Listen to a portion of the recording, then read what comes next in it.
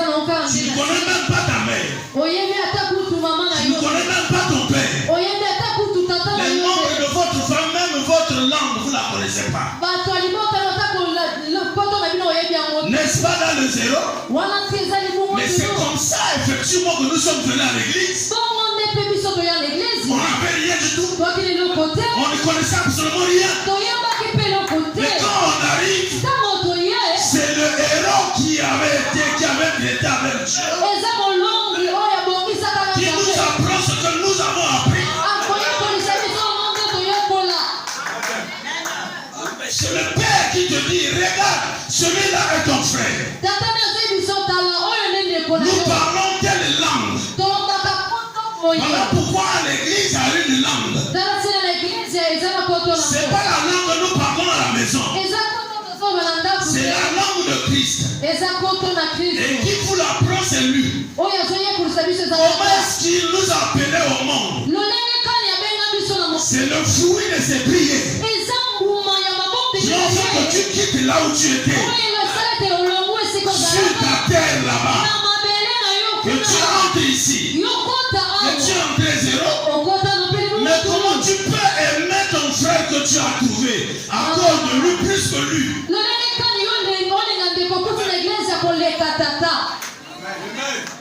Il y a problème à l'église. Et effectivement, c'est vrai. Que tu aimes plus celui qui est assis à côté de toi que celui qui t'a amené au Seigneur.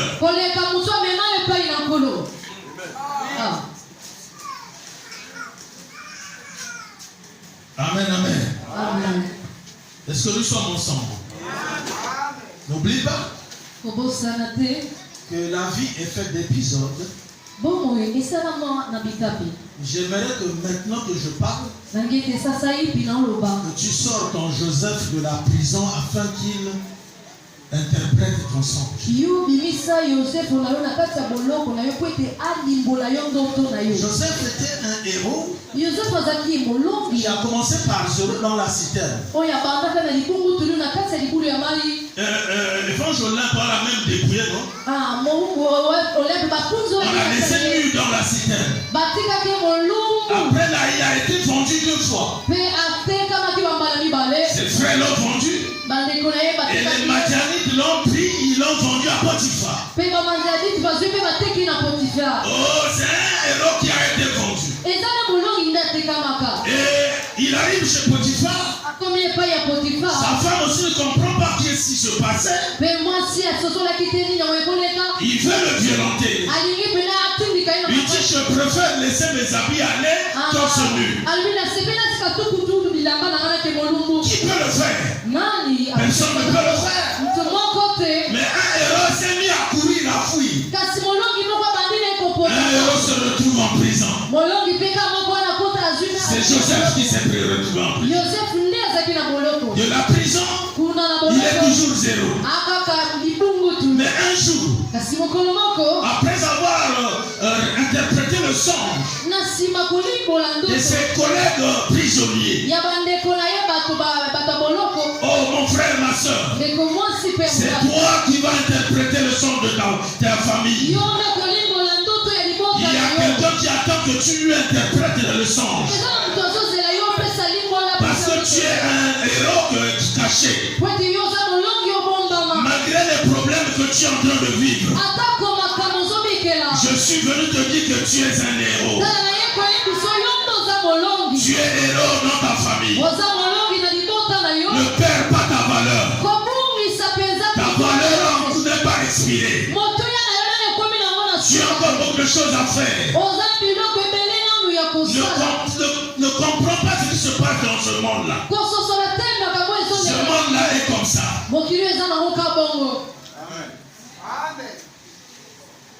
Alléluia. Alléluia. Non, écoute-moi mon frère. Comment devenir un héros? Comment devenir un héros? Mes prédécesseurs sont passés, ils ont expliqué qu'est-ce qu'est un héros. Je vais vous expliquer en quelques lignes. Un héros, c'est un pont invisible entre zéro et héros. Qui nous permet de connaître notre nouveau départ. Un nouveau départ avec le Seigneur. C'est pourquoi il est important de redémarrer. Quand tu ne savais pas, tu dois redémarrer. Si en ville tu ne peux pas être héros, mais en brousse on peut être, dans le désert on peut être héros. Parce que notre vie ici, ce n'est pas une vie dans la ville, mais une vie dans le désert. Même l'église un jour était entrée dans le désert. Donc la vie que nous menons en tant que chrétiens, c'est une vie de désert. Écoutez-moi bien. Si vous êtes dans une église où on ne lance pas, on ne lapide pas, ça veut dire que vous êtes sous un hangar.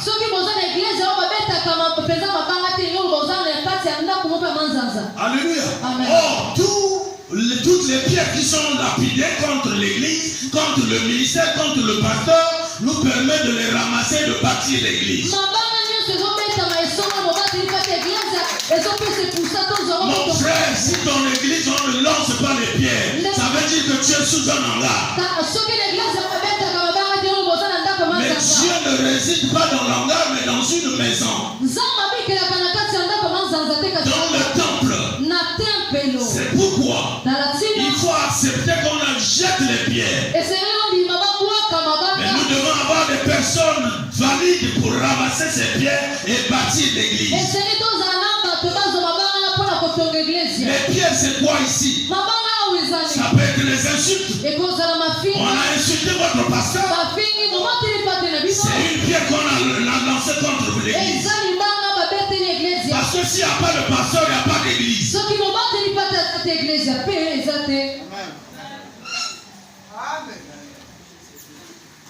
Alléluia. Écoutez-moi bien. Comment apprendre à être un héros? Les disciples sont en réalité des étudiants à l'école de zéro à héros. C'est une carrière de transformation des disciples. C'est une carrière de transformation des disciples. Si toi tu n'es pas transformé pour être un héros, si tu n'es que zéro, tu ne vas même pas reconnaître ton père. Les zéros ne reconnaissent jamais leur père. C'est un héros qui reconnaît son père. Alléluia. Amen. On peut bâtir un héros à travers un zéro. Il y a plusieurs manières d'écrire, deux manières d'écrire zéro. Je peux vous aider? Regardez comment on écrit zéro.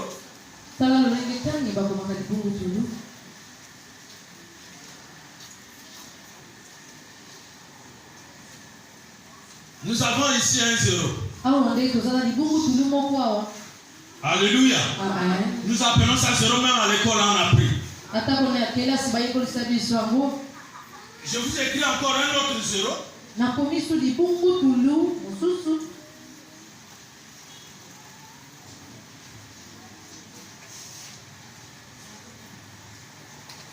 Nous avons un zéro plein.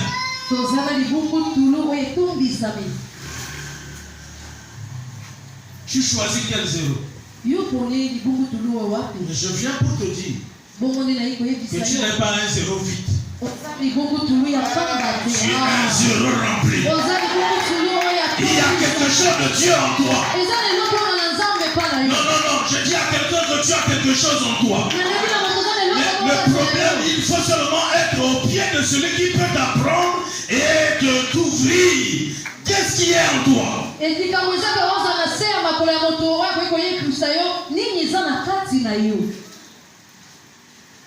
Il est arrivé un problème à David. Nous pouvons lire les Écritures, s'il vous plaît. Nous sommes dans 2 Samuel 15, 30 à 32.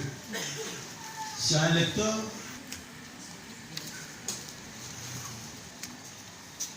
2 Samuel 15.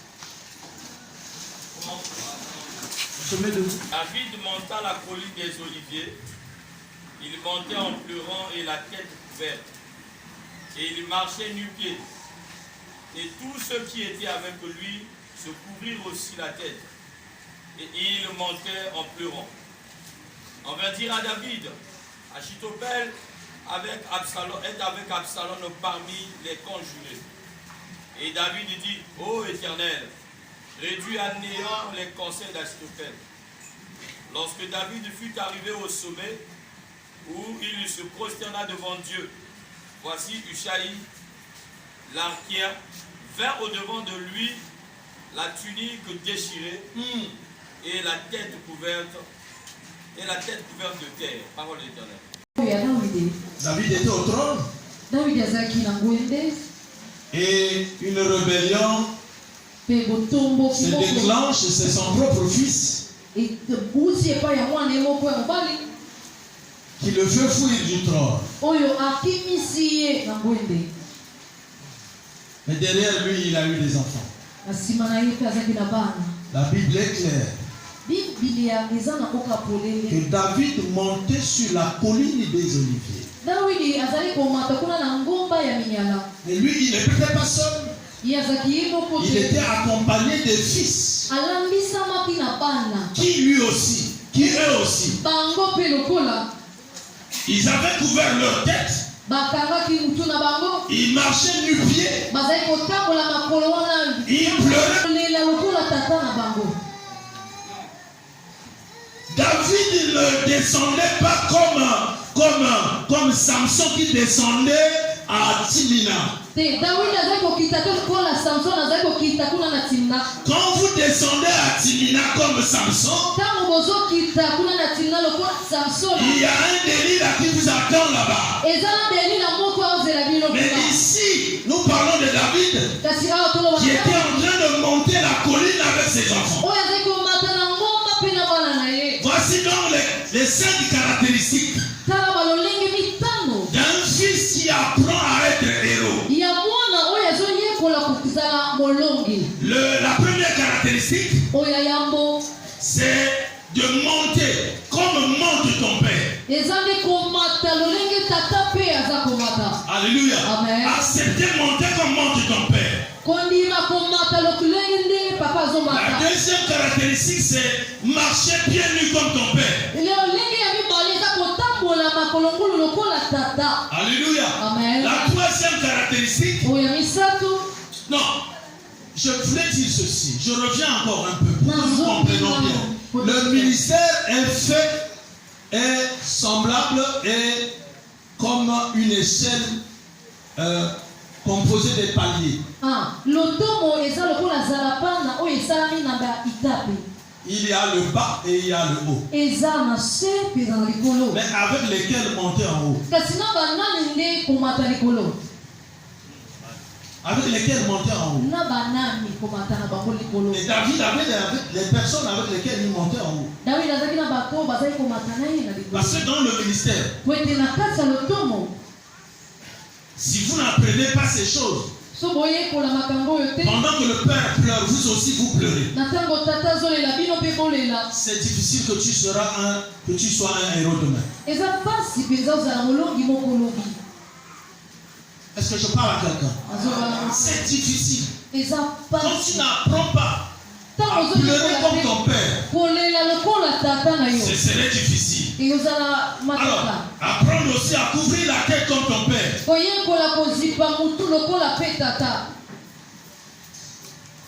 là le problème. Mais dans nos églises, ce sont les héros. Ils peuvent aller au combat. Alléluia. Amen. Alléluia. Amen. Alléluia. Amen.